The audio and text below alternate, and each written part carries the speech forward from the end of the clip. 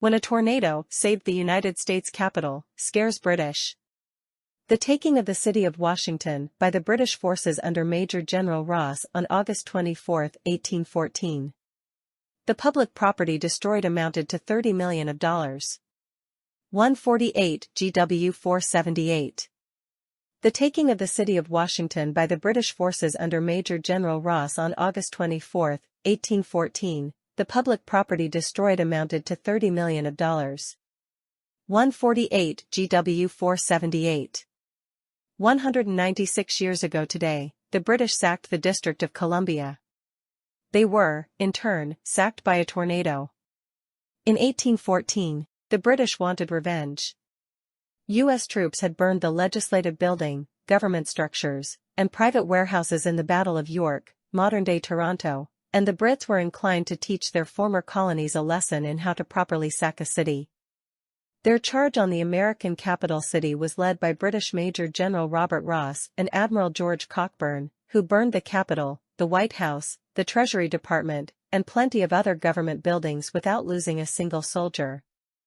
Cockburn was, well, a cocky fellow. Aside from burning much of the district, he did it with an unapologetic gusto. He supped on the dinner that had been prepared for President James Madison before burning down the White House.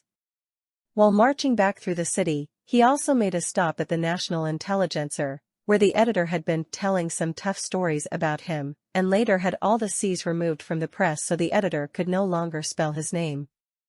As a testament to Coburn's ego, when he returned to camp after burning much of the district, he left a single soldier to guard the captured city overnight.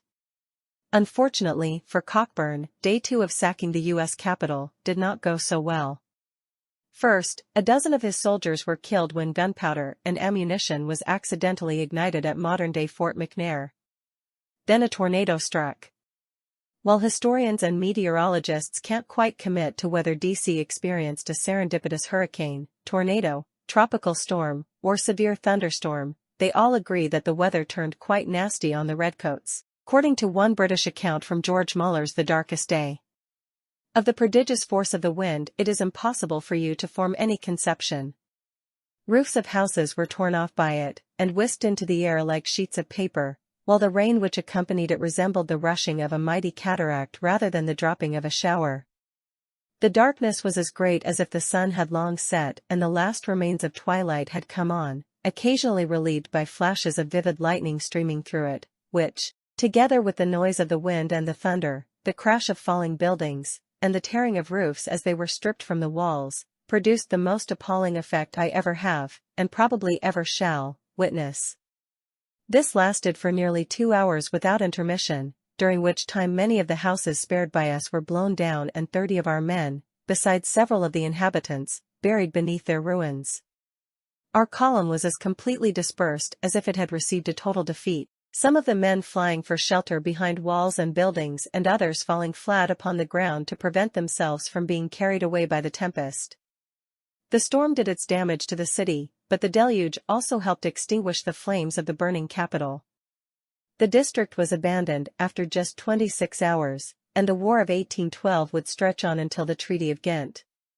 As for Cockburn, his return to England in 1815 was short-lived, as he was immediately assigned the task of conveying former Emperor Napoleon to St. Helena, where he served as the French ruler's jailer.